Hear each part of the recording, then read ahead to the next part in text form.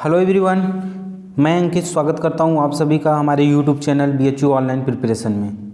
आज हम सॉल्व करने वाले हैं MA हिंदी का 2011 का प्रीवियस ईयर पेपर। बहुत ही इम्पोर्टेंट है, तो आप सभी लोग बहुत ही ध्यान से पढ़िए, क्योंकि आप सभी लोगों को कुछ क्वेश्चन पेपर का सेट दिया गया है, उसे आप प्रैक्टिस करते रहिए। तो हम क्वेश्चन नंबर 1 को करेंगे। क्वेश्चन नंबर 1 में क्या है? भाषा का अर्थ है क्या है? बोली, साहित्य, उच्चारित ध्वनि समूह के माध्यम से संप्रेषण, कविता। भाषा क्या है? भाषा एक संप्रेषण का माध्यम है जिससे हम एक दूसरे से बातचीत या कर सकते हैं। तो इसका राइट आंसर होगा 3। तीसरा होगा उच्चारित ध्वनि समूह के माध्यम से संप्रेषण। ओके, नेक्स्ट हम कर रहे हैं दूसरा प्रश्न। भारोपी से तात्पर्य है भारतीय, भार और रूप, भारतीय रूप विज्ञान, भारत यूरोपीय। तो दूसरा का जो अभीष्ट उत्तर सही उत्तर होगा वह होगा चौथा, क्या होगा? भारोपी। नेक्स्ट हम बात करते हैं क्वेश्चन नंबर 3 का। आधुनिक भारतीय भाषा नहीं है। आप यहाँ ध्यान देंगे कि प्रश्नों को सही से पढ़ेंगे। भाषा नहीं है मराठी, गुजराती, बांग्ला, पाली। तो तीसरा का जो अभीष्ट आंसर होगा वह होगा पाली। इसका सही उत्तर होगा पाली, क्योंकि जो आधुनिक भारतीय आर्य भाषा है वह है मराठी, गुजराती और बांग्ला। पाली नहीं है, इसलिए यह सही होगा। ओके, नेक्स्ट हम बात कर रहे हैं क्वेश्चन नंबर 4। भोजपुरी का संबंध है किसका? भोजपुरी का। पश्चिमी हिंदी से, बिहारी से, पूर्वी हिंदी से, बुंदेली हिंदी से। तो चौथा का अभीष्ट उत्तर जो सही उत्तर होगा वह दूसरा होगा। भोजपुरी का संबंध बिहारी हिंदी से है। ओके, इसी तरीके से प्रश्न आते हैं, प्रश्न पूछा जाता है, उसके 4 ऑप्शन होते हैं, उसमें जो सही होता है उसे हम टिक करेंगे। ओके, नेक्स्ट हम पढ़ते हैं जो कि बहुत इम्पोर्टेंट है। विनय पत्रिका की भाषा है। विनय पत्रिका किस भाषा में लिखी गई थी? अवधी, मैथिली, ब्रजभाषा, भोजपुरी। तो 5वां का जो सही उत्तर अभीष्ट उत्तर होगा वह होगा 3, ब्रजभाषा में विनय पत्रिका लिखी गई थी। ओके, नेक्स्ट हम बात करते हैं देशज शब्द है। देशज शब्द है जूता, उपना, पदत्राण, पदरक्षक। तो 6 का अभीष्ट उत्तर होगा A1 जूता। ओके, देशज विदेशज पढ़ते समय हमने पढ़ा था देशज शब्द क्या होता है, विदेशज शब्द क्या होता है। नेक्स्ट हम बात करने वाले हैं क्वेश्चन नंबर 7। तद्भव है। तद्भव शब्द क्या होते हैं? जो तत्सम से रूपांतरित होते हैं, अर्थात जो संस्कृत से रूपांतरित होकर बनते हैं। कृष्ण, अग्नि, श्वास, सांस। तो 7वां का जो सही उत्तर होगा वह होगा सांस। तद्भव शब्द सांस है। कृष्ण, अग्नि, श्वास ये सभी क्या है? तत्सम शब्द हैं। ओके, नेक्स्ट हम बात करते हैं क्वेश्चन नंबर 8 की। हिंदी दिवस मनाया जाता है। हिंदी दिवस कब मनाया जाता है? तो हिंदी दिवस 14 सितंबर, इसका राइट आंसर होगा तीसरा 14 सितंबर 1949 को हिंदी दिवस, 14 सितंबर को हिंदी दिवस मनाया जाता है। ओके, नेक्स्ट हम बात करते हैं क्वेश्चन नंबर 9। काव्यात्मा है भाषा, कविता, लय, रस। तो क्वेश्चन नंबर 9 का जो अभीष्ट आंसर होगा वह होगा रस। काव्य आत्मा है रस। इसका मतलब है काव्य की जो आत्मा मानी जाती है वह किसे माना जाता है? रस को माना जाता है। रस जो होता है वह काव्य की आत्मा होती है। बहुत ध्यान देंगे, बहुत ही इंपॉर्टेंट प्रश्न है। नेक्स्ट हम बात करते हैं राम हैं विभाव, अनुभाव, स्थायी भाव, संचारी भाव। तो राम जो है वह विभाव है। क्या है? विभाव। इसका सही उत्तर होगा 1। ओके, नेक्स्ट हम बात करते हैं रति अस्थाई भाव के कितने प्रकार होते हैं? 1, 2, 3, 4। तो 11 का सही उत्तर होगा 2। रति अस्थाई भाव के 2 प्रकार होते हैं। ओके, नेक्स्ट हम बात करते हैं क्वेश्चन नंबर 12 का। निराला ने हिंदी का जाति छंद किसे कहेगा? बहुत ही इम्पोर्टेंट, बहुत ही महत्वपूर्ण प्रश्न है। निराला ने हिंदी का जाति छंद किसे कहा है? दोहा, सवैया, कविता, बरवै। इसमें क्या है, निराला ने जो हिंदी का जाति छंद कहा है इसमें होगा कवित्त। क्या होगा? कवित्त। यहाँ पे मिसप्रिंट हो गया है, एग्ज़ाम में आपके प्रश्न में कभी कभी मिसप्रिंट हो जाता है, लेकिन उसका जो इसमें कवित्त होगा। तो आप लोग ध्यान देंगे कि निराला ने हिंदी का जाति छंद कवित्त को कहा है। ओके, नेक्स्ट हम बात करते हैं क्वेश्चन नंबर 13 का। तुलसीदास ने एक रामायण किस एक छंद में लिखी है?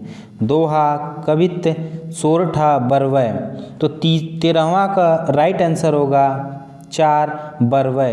तुलसीदास ने एक रामायण की एक छंद जो है बरवै में लिखी है। ओके, नेक्स्ट हम बात करते हैं प्रश्न नंबर 14।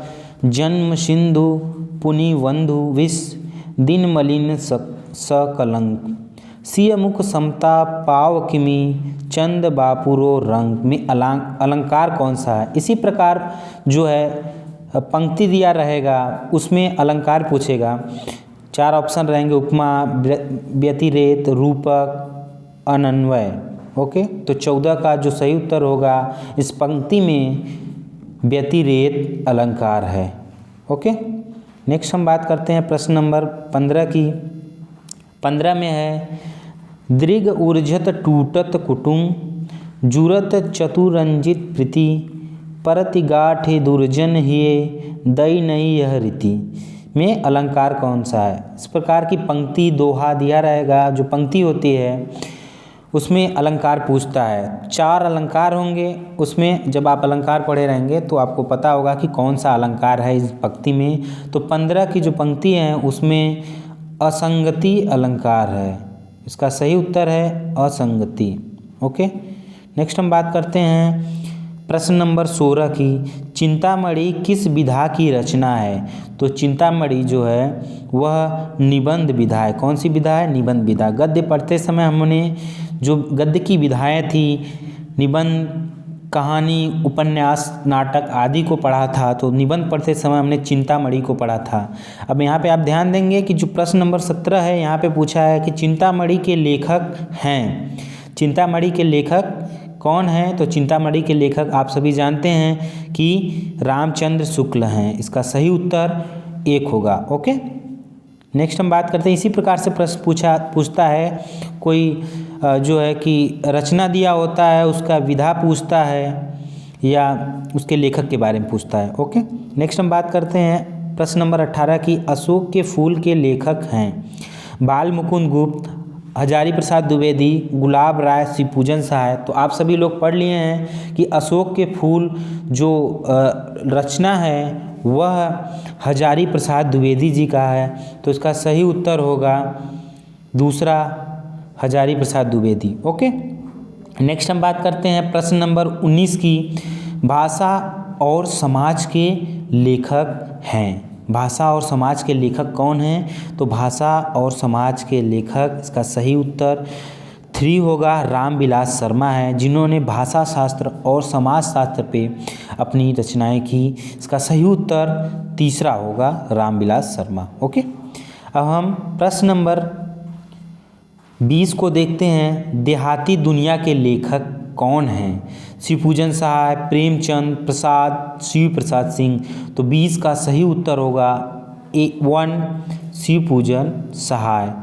आप सभी लोग इसको पहले ही कर लिए होंगे क्योंकि पढ़ लिए हैं आप सभी लोग इसको। तो इसी प्रकार से प्रश्न आता है कि कोई रचना होती है उसके लेखक के बारे में पूछता है या उसके विधा के बारे में पूछता है या दिया रहता है कोई जो है पंक्ति, दोहा, कविता में से अलंकार पूछता है। इसी प्रकार से प्रश्न आते हैं। ओके, तो घबराने की ज़रूरत नहीं, आप सभी लोग इसी तरीके से करते रहिए। नेक्स्ट हम बात करते हैं प्रश्न की, क्वेश्चन नंबर 21 की। सिद्ध सामंत काल हिंदी साहित्य के इतिहास के किस काल को कहा गया है? क्या? सिद्ध सामंत काल। आप यहाँ ध्यान देंगे कि सिद्ध सामंत काल।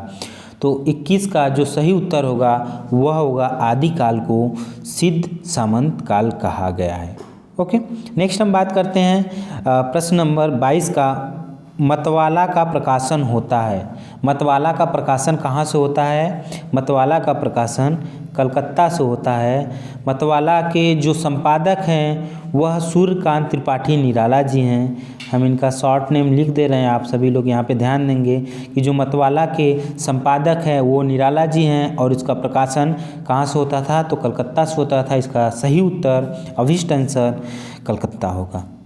ओके, नेक्स्ट हम बात करते हैं प्रश्न नंबर 23 की। रूप रहस्य के लेखक, क्या प्रश्न क्या पूछ रहा है? आप प्रश्नों पे ध्यान देंगे कि रूप रहस्य के लेखक 23 प्रश्न है 23वां, तो इसका सही जो उत्तर होगा वो होगा श्याम सुंदर दास रूप रहस्य के लेखक है। सही उत्तर चौथा होगा।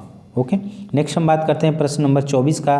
वैदेही वनवास के कवि हैं भारतेंदु हरिऔध, सियाराम शरणगुप्त, जगदीश गुप्त। तो प्रश्न नंबर 24 का सही उत्तर अभिष्ट उत्तर जो होगा वह होगा दूसरा, हरिऔध हैं वैदेही वनवास के कवि। ओके, नेक्स्ट हम बात करते हैं प्रश्न नंबर 25। गंगा तट के किस नगर से प्रेमघन आनंद कादम्बिनी निकालते थे? क्या? आनंद कादम्बिनी। यहाँ पे आप ध्यान देंगे प्रश्नों को, काशी से, प्रयाग से, मिर्ज़ापुर से, पाटलिपुत्र से। तो 25 का जो अभिष्ट उत्तर होगा, सही उत्तर होगा वह होगा तीसरा, मिर्ज़ापुर से। जो गंगा तट के किनारे नगर बसा है कौन है? मिर्ज़ापुर। वहाँ से प्रेमघन जो लेखक हैं उन आनंद कादम्बिनी की रचना करते हैं। ओके, नेक्स्ट हम बात करते हैं प्रश्न नंबर 26 की। प्रश्न नंबर 26 में है कि गुरु सुबा जेहि पंथ दिखावा किस महाकाव्य की पंक्ति है? आप यहाँ ध्यान देंगे कि जो पंक्ति है किस महाकाव्य की है। तो 26 का जो सही उत्तर होगा वह हो पद्मावत। गुरु सुबा जेहि पंथ दिखावा, यह पद्मावत की जो है, पद्मावत एक महाकाव्य है। आप यहाँ पे ध्यान देंगे कि यहाँ दो प्रश्न बनते हैं। पद्मावत क्या है? तो पद्मावत महाकाव्य है और ये पंक्ति भी पद्मावत महाकाव्य की है। ओके, ध्यान देंगे। नेक्स्ट हम बात करते हैं प्रश्न नंबर 27 की। चंदायन के कवि हैं किसके? चंदायन के कवि हैं जायसी, कुदवन, मंझन, मुल्ला दाऊद। तो चंदायन के कवि हैं, इसका अभिष्ट उत्तर होगा चौथा, मुल्ला दाऊद। ओके, नेक्स्ट हम बात करते हैं प्रश्न नंबर 28 का, बहुत इंपॉर्टेंट है। मोहम्मद बाइद दिसी तजा एक सौरन एक आँखी किस कवि का कथन है? मलिक मोहम्मद जायसी, मोहम्मद साहब, इंसान अल्लाह खा, उस्मान। तो 28 का जो अभिष्ट उत्तर होगा वह होगा एक, मलिक मोहम्मद जायसी की जो है यह कविता की पंक्ति है, मोहम्मद बई दिसी तजा एक सौरन एक आँखी। इसलिए आप ध्यान देंगे कि जो भी आप पढ़ रहे हैं, कोई कविता आप ग्रेजुएशन में पढ़े हैं, उन पंक्तियों को ध्यान में रखेंगे कि किस कवि की कौन सी पंक्ति है। इससे भी प्रश्न आते हैं तो आप उसे सही कर पाएंगे। ओके, नेक्स्ट हम बात करते हैं प्रश्न नंबर 29 का। हिंदी का कौन सा कवि अपने काव्य नायक के साथ युद्ध में भाग लेता है? किसके? काव्य नायक के साथ युद्ध में भाग लेता है। तो 29 का जो अभिष्ट आंसर सही उत्तर होगा वह दूसरा होगा कि चंद बरदाई जो कवि हैं वह अपने काव्य नायक के साथ ही युद्ध में भाग लेते हैं। इसका सही उत्तर दूसरा होगा चंद बरदाई। ओके, नेक्स्ट हम बात करते हैं प्रश्न नंबर 23 का, जो कि बहुत इंपॉर्टेंट है। मन चंगा तो कठौती में गंगा, यह जो है किस संत से संबंधित है? तो आप सभी लोग जानते होंगे कि मन चंगा तो कठौती में गंगा, यह कवि रैदास ने यह इनसे संबंधित है। यह पंक्ति जो है कवि रैदास की है। ओके, इसका सही उत्तर तीसरा होगा चौथा, कवि रैदास। ओके, नेक्स्ट हम बात करते हैं प्रश्न नंबर 31 की। शिव सिंह लखिमा देही किस कवि की पदावली में उल्लिखित है? क्या? शिव सिंह लखिमा देही। ओके, जायसी, विद्यापति, सूरदास, विचारदास। तो जो प्रश्न हैं उनके 4 विकल्पों को आप बहुत ध्यान से पढ़ेंगे और समझेंगे तभी उसका सही उत्तर कर पाएंगे। तो 31 का जो सही उत्तर अभिष्ट आंसर होगा वह होगा दूसरा, विद्यापति जो है पदावली में उल्लिखित है। ओके, नेक्स्ट हम बात करते हैं क्वेश्चन नंबर 32 की। जो प्रश्न नंबर 32 है, ससंकीरत है कूप जल भाका बहता नीर किसका कथन है? कबीरदास, रैदास, विराम दास, पलटू दास। तो 32 जो है 32 का सही उत्तर होगा, यह कबीर दास की पंक्ति है। कबीर दास ने इन पंक्ति को कहा है। ओके, नेक्स्ट हम बात करते हैं प्रश्न नंबर 33 की। 33 जो है, किस आचार्य ने निर्गुण सगुण दोनों धाराओं को प्रभावित किया। आप ध्यान देंगे कि प्रश्न पूछ रहा है कि किस आचार्य ने निर्गुण और सगुण दोनों धाराओं को प्रभावित किया। तो प्रश्न नंबर 33 का सही उत्तर जो होगा वह रामानंद होगा। तीसरा क्या होगा, 33 का तीसरा रामानंद इसका अभिष्ट उत्तर होगा। ओके, नेक्स्ट हम बात करते हैं प्रश्न नंबर 34, केशव दास की रचना नहीं है। क्या आप यहाँ पे ध्यान देंगे, प्रश्न में पूछ रहा है रचना नहीं है। कितने लोग गलत कर देते हैं, जल्दीबाजी कर देते हैं और प्रश्नों को ध्यान से नहीं पढ़ पाते हैं कि प्रश्न क्या पूछ रहा है। वो सोचते हैं कि केशव दास की रचना है, लेकिन यहाँ प्रश्न में दे रहा है कि नहीं है। आप प्रश्नों को बहुत ही ध्यान से पढ़ेंगे तभी आप सही उत्तर कर पाएंगे। तो 34 का जो सही उत्तर होगा वह होगा चौथा, शिवा बाविनी।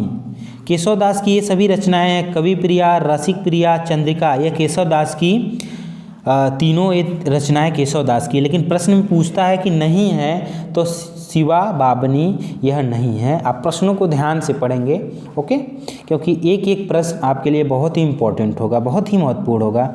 तो इसीलिए आप ध्यान से इस प्रश्न को देखिए और प्रश्नों को करिए जो कराया जा रहा है, सॉल्व कराया जा रहा है। प्रश्न नंबर हम 35 को अब करेंगे कि जहांगीर जस चंद्रिका के कवि है। क्या जहांगीर जस चंद्रिका के कवि हैं। कौन कवि है, भूषण, मतीराम, केशवदास, नंददास। तो 35 का सही उत्तर जो होगा वह होगा तीसरा, केशवदास जहांगीर जस चंद्रिका के कवि हैं। ओके, तो बहुत ही ध्यान से आप लोग पढ़ते जाएंगे और उसे समझते और याद भी रखते जाएंगे कि किस कवि की कौन सी रचनाएं हैं, कौन दो जो है पंक्ति हैं। ये सभी आप जो है जो प्रीवियस ईयर पेपर कराया जा रहा है उन सबको आप ध्यान में रखते जाएंगे। और नेक्स्ट हम बात करते हैं क्वेश्चन नंबर जो प्रश्न नंबर 36 है, रहस्यवाद का आधार है। रहस्यवाद का आधार है, क्या है रहस्यवाद का आधार, अद्वैतवाद। इसका सही उत्तर होगा 1, अद्वैतवाद जो है वह रहस्यवाद का आधार है। ओके, नेक्स्ट हम बात करते हैं प्रश्न नंबर 37 का, रहस्यवाद में आत्मा परमात्मा के बीच सर्वाधिक लोकप्रिय संबंध है। किस प्रकार का लोकप्रिय संबंध है, इसको आप ध्यान देंगे।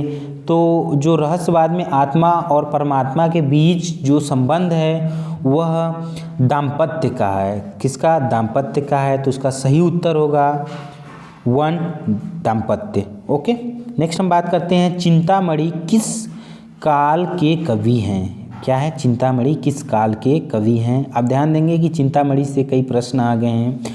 तो इसी प्रकार प्रश्न बनते हैं कि किसी पर जो है कि घुमा फिरा के प्रश्नों को बनाया जाता है, इसलिए आप उसे बहुत ही ध्यान से पढ़ेंगे। तो प्रश्न नंबर 38 का जो सही उत्तर होगा वह तीसरा होगा, उत्तर मध्यकाल। क्या, उत्तर मध्यकाल। इसको आप ध्यान देंगे कि चिंतामणि उत्तर मध्यकाल के कवि हैं। ओके, नेक्स्ट हम बात करते हैं क्वेश्चन नंबर जो प्रश्न नंबर 39 है, शेख किस कवि की प्रिया थी। क्या, शेख। आप ध्यान देंगे कि घनानंद, ठाकुर, आलम, बोधा। तो 39 का जो सही उत्तर होगा वह होगा आलम। शेख आलम कवि की प्रिया थी। ओके, अब हम नेक्स्ट बात करते हैं जो प्रश्न है बहुत इम्पोर्टेंट है। प्रश्न नंबर 40, ठाकुर ठसक के कवि। क्या है, ठाकुर ठसक के कवि भूषण, रहीम, आलम, ठाकुर। तो 44, प्रश्न नंबर 44 का जो अभिष्ट उत्तर होगा वह होगा 4, ठाकुर। ओके, नेक्स्ट हम बात कर लेते हैं प्रश्न नंबर 41 की, सुजान हित के कवि हैं। किसके, सुजान हित के कवि हैं रसखान, घनानंद, रहीम, बोधा। तो सुजान हित के जो कवि हैं वह जो प्रश्न नंबर 41 है उसका सही उत्तर है दूसरा, घनानंद। घनानंद को प्रेम के पीर का कवि भी कहा जाता है। आप लोग ध्यान देंगे, प्रश्न में पूछा जाता है, एग्जाम में पूछा भी गया है कि प्रेम के पीर का कवि, पीर का कवि किसको कहा जाता है। तो घनानंद को कहा जाता है। जो घनानंद की प्रेमिका थी सुजान, उन्हीं पर उन्होंने अपनी सारा कविताओं का वर्णन किया है, इसीलिए सुजान हित के कवि जो हैं घनानंद हैं। तो आप यहाँ ध्यान देंगे 41 का सही उत्तर दूसरा है। ओके, तो इस प्रकार देखेंगे कि घनानंद पर कैसे प्रश्न बनते हैं। प्रेम के पीर भी कहा जाता है, तो इसी प्रकार से प्रश्न बनते हैं। अब हम बात करते हैं प्रश्न नंबर 42 की। मरकट सुत और मार्जार सुत का संबंध किस प्रकार की साधना से है। प्रश्न क्या पूछ रहा है उस पर आप ध्यान देंगे। तो 42 का जो सही उत्तर होगा वह होगा तीसरा, पुष्टि मार्गी। क्या? पुष्टि मार्गी। किस प्रकार की साधना है? पुष्टि मार्गी। ओके, नेक्स्ट हम बात कर लेते हैं प्रश्न नंबर 43 की। भारतेंदु हरिश्चंद्रिका का जन्म काल। क्या? भारतेंदु हरिश्चंद्रिका का जन्म काल। ध्यान देंगे कि जन्म काल के बारे में उनके पूछा गया है। तो आप सभी लोग तो जानते हैं कि भारतेंदु हरिश्चंद्रिका का जन्म काल क्या है। इनका जन्म काल जो है वह 1850 माना जाता है। क्या? 1850, उसी टाइम से जो है भारतेंदु युग का काल भी माना जाता है। तो ये आप ध्यान देंगे, इसका सही उत्तर है 1। ठीक है, 1850। नेक्स्ट हम बात कर लेते हैं प्रश्न नंबर 44 की।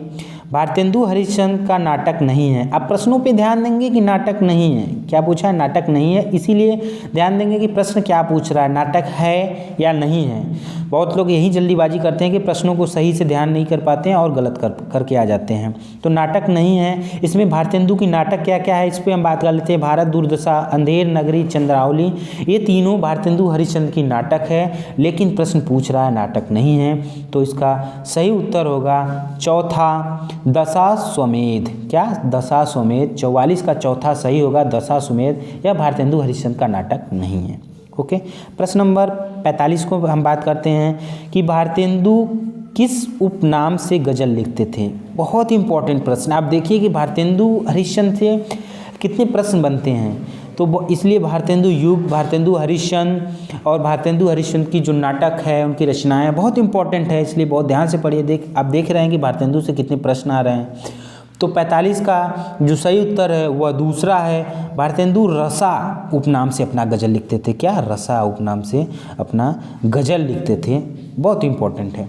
नेक्स्ट हम बात करते हैं प्रश्न नंबर 46 की। बिहारी हैं। बिहारी क्या, किस प्रकार के कवि हैं? रीतिबद्ध, रीति सिद्ध, रीति मुक्त या आदिकालीन कवि हैं? तो बिहारी पढ़ते समय हमने पढ़ा था, आप लोगों ने पढ़ा था कि बिहारी किस प्रकार के कवि हैं। तो बिहारी जो हैं वह रीति सिद्ध कवि हैं। क्या है? बिहारी रीति सिद्ध कवि है। इसका सही उत्तर होगा तीसरा, रीति सिद्ध। ओके, नेक्स्ट हम बात कर लेते हैं 47, प्रश्न नंबर 47। श्री कृष्ण गीतावली के कवि है। क्या? श्री कृष्ण गीतावली के कवि हैं सूरदास, तुलसीदास, केशवदास, नंददास। तो ये सभी भी आप लोग कर लिए होंगे कि जो श्री कृष्ण गीतावली के जो कवि हैं वह हैं तुलसीदास। तुलसीदास ने श्री कृष्ण गीतावली की नामक की रचना की। ओके, नेक्स्ट हम बात कर लेते हैं प्रश्न नंबर 48 की। प्रश्न नंबर 48 में पूछ रहा है द्विवेदी युग नामकरण किसके नाम पर हुआ। द्विवेदी युग का नामकरण जो है किसके नाम पर हुआ। तो द्विवेदी युग का नामकरण आप लोगों को पता है कि महावीर प्रसाद द्विवेदी जी के नाम पर द्विवेदी युग का नामकरण हुआ। आप यहाँ पे ध्यान देंगे कि दो द्विवेदी जो हैं, कई द्विवेदी हैं, जैसे हजारी प्रसाद द्विवेदी, शांतिप्रिय द्विवेदी, सोहनलाल द्विवेदी, लेकिन द्विवेदी युग का नामकरण महावीर प्रसाद द्विवेदी के नाम पे पड़ा है। इसलिए इसका सही उत्तर होगा 1, महावीर प्रसाद द्विवेदी। तो आप इन बातों को ध्यान में रखेंगे। ओके, नेक्स्ट हम बात कर लेते हैं प्रश्न नंबर 49। प्रश्न नंबर 49 में पूछ रहा है नवजागरण काल का अग्रदूत किसे कहा जाता है। किसे? नवजागरण काल का अग्रदूत शिव प्रसाद सितारे हिंद, भारतेंदु हरिश्चंद्र, लक्ष्मण सिंह चौहान, मैथिली शरण गुप्त। 49 का सही उत्तर होगा भारतेंदु हरिश्चंद्र को नवजागरण का अग्रदूत कहा जाता है। आप ध्यान देंगे कि भारतेंदु हरिश्चंद्र और भारतेंदु हरिश्चंद्र का जो भारतेंदु युग है कितना इम्पोर्टेंट है, इनसे कितने प्रश्न बनते हैं। तो 49 का अभिष्ट उत्तर होगा दूसरा, भारतेंदु हरिश्चंद्र। ओके, नेक्स्ट और लास्ट हम बात करते हैं प्रश्न नंबर 50 की। फोर्ट विलियम कॉलेज की स्थापना हुई। फोर्ट विलियम कॉलेज की स्थापना हुई। तो आप सभी लोग इसको सही कर लिए होंगे कि फोर्ट विलियम कॉलेज की स्थापना हुई थी। इसको हम लोग पढ़ लिए हैं। फोर्ट विलियम कॉलेज की स्थापना हुई, इसका अभिष्ट उत्तर सही उत्तर होगा 1 सन 1800 में फोर्ट विलियम कॉलेज की स्थापना हुई। ओके, तो आज के लिए इतना ही काफ़ी, फिर हम आगे करेंगे और 50 प्रश्नों को। तो आप सभी लोग इसी प्रकार से प्रश्नों को बहुत ही धैर्य से पढ़िए, साथ साथ उसको याद भी करते जाइए। जहां आपको लगे कि किस प्रकार किस प्रश्न में कितने प्रश्न बनते हैं उसको नोट भी करिए। तो आई होप आज के जो हमारा प्रीवियस ईयर क्वेश्चन पेपर हम सॉल्व कराए वो समझ में आया होगा। इसी प्रकार से प्रश्न आते हैं, एक प्रश्न के 4 विकल्प होते हैं, इसी प्रकार से प्रश्नों के उत्तर दिया जाता है। तो आई होप आप सभी लोगों को समझ में आया होगा। फिर मिलते हैं अगली वीडियो में, तब तक के लिए बाय बाय।